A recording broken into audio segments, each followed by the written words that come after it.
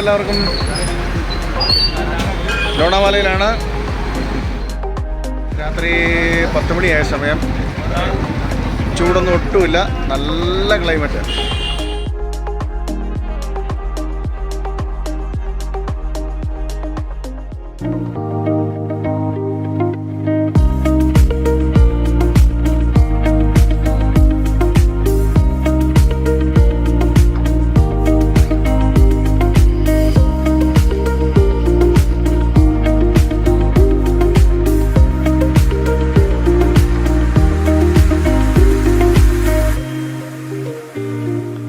അപ്പോൾ ഞാനിങ്ങനെ കുമാർ റിസോർട്ടിൻ്റെ ആ ഒരു എൻട്രൻസിലാണുള്ളത്.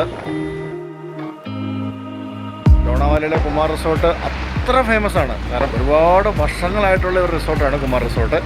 ഇങ്ങനെ ദീപാലങ്കൃതമായ കുമാർ റിസോർട്ട്.